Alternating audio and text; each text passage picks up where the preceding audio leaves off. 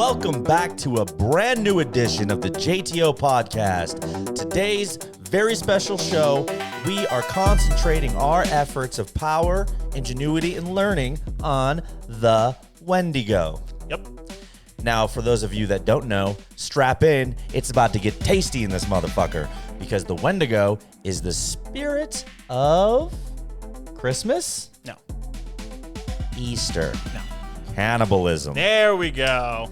Cannibal spirit. That's right. The Wendigo comes from Algonquin-speaking tribes: Ojibwe, Sawahawks, the Cree, the Naskapi, and the Innu. You just offended 5 tribes. I probably did. Oh, I'm sorry, guys. Yeah. I didn't mean to. So, aside from the butchering of those words, the Wendigo is all about butchering, isn't it? Isn't that where it came from? But all the tribes actually have different beliefs on what the Wendigo actually is. Oh, yeah? Some of them believe that the Wendigo is just human that became a cannibal. Some believe that it's a spirit that takes over the body. You grow super huge, you grow giant antlers, and you're completely deformed. You become skin and bones. Your skin starts to drop off your body as you slowly rot.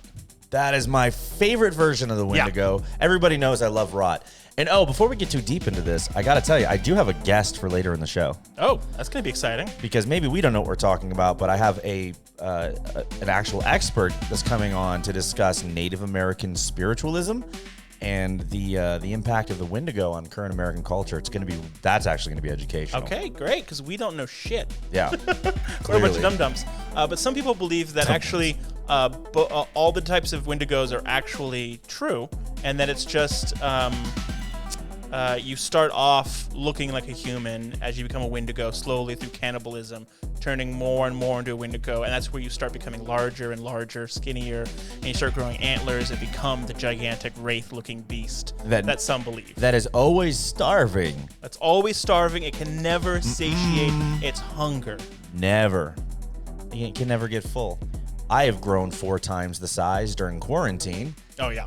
And I'm hungry all the time still. I have at least double. Hot Pockets, Budweisers, fucking Slim Jims, Burger King. Yeah. I shove it all down there. I had pizza rolls for the first time in years. That's fascinating. Yeah, it was awful. It made me sick. Did it burn the roof of your mouth? Oh, I burned the roof of my mouth. Yeah, it was not a good experience. Yeah, you're definitely not a Wendigo. No, I'm not. Which is good. Or are you? Oh, no. How can you tell if you're a Wendigo? Are there ways to know? Well, yeah, there's a couple ways. Wendigos usually smell like hot garbage. Check. Fuck you. Wendigos. And it's not hot garbage, it's rotting flesh and decay.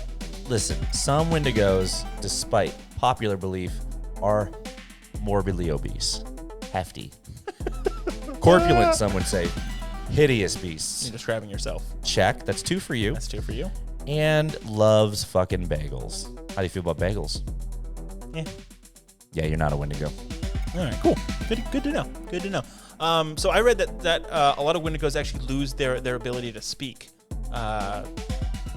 So we're both speaking, so therefore we're probably not Wendigos. Yeah. Or at least we might be in the beginning stages of it. Do you think Wendigos still grunt when they poop? I don't know. Do they poop? I don't think they'd have to poop. Right? Or maybe they stop pooping. I didn't find anything about pooping in my research. Maybe we can ask your expert later on and see if he knows. We'll do that later on. I did have a story about Swift Runner, and I know you had looked a little into it. Mm-hmm. Swift Runner was a Native American that had been, what do they call it? His moral fortitude dropped because of his introduction to the white man. He was a Plains Cree trapper from Alberta. He was on the police force. He was like a deputy or some shit, right? Anyway, they kicked him off the police force, and they drove him out of the town because they're like, you're too wild on that whiskey, son. So he took his 6 children and his mother, and I think his brother and his wife, and he went out into the wilderness, and that's where they had to live, right? Yeah. Later on, some Native Americans showed up to that town and told the police that he had cannibalized his family and he was like sustaining himself off their corpses. Now they looked for him, couldn't find him. Months later, Swift Runner came into town and he told some priests that his wife had killed herself and his family had perished in the winter because they didn't have food. Here's the fucked up part. That's not true. That's not the fucked up part? He actually wanted to offer to take children out into the wilderness to hunt. And the priest is like, nah, man. Nah, they're good. Then he told the police of his suspicions. So they took Swift Runner out into the wilderness and they're like, you're going to show us where your family is. He didn't want to show him. He wasn't talking. He had them going in circles until they made him drink a concoction with tea, I believe, and tobacco juice. So then he's like, all right, I don't want to drink this shit. I'll tell the truth. Turns out he ate his family. Now, when he was in town before the police took him out into the wilderness, he was having nightmares of the Wendigo. Yeah. People think that he actually was, he's an upstanding citizen before the whiskey, and I can attest to that. It'll turn you into a demon. But yeah, he ate his family. He turned into a Wendigo. So Insatiable hunger. What I had read is that the winter that he killed and ate his entire family, he was 25 miles away from Hudson Bay Company Post Emergency Food Supply. Meaning he was pretty close to just go get food for the winter. Yeah. And they would have just given it to him. Hey. So he didn't have to resort to cannibalism. Didn't have to, but I can tell you, tasty. Very close to society and where you could have gotten free food. Human meat is like pork, but like stronger, I've heard. Wait, what? Oh, you've heard. Okay, thank God. And here to talk about it, I'm going to bring my expert on. Dave, you wanna come in? Did I let him in? Nah, he's over here. Oh, shit. Yeah. What's up, Dave? I think Dave's dead. Did you just bring a dead body in here? No, he was in the waiting room. We don't have a waiting room. He was outside. That's kind of, He's got no skin. Oh, look, he's got a little piece of flesh still What? on the back. Oh, yeah, that's rotten. Oh, No. you just...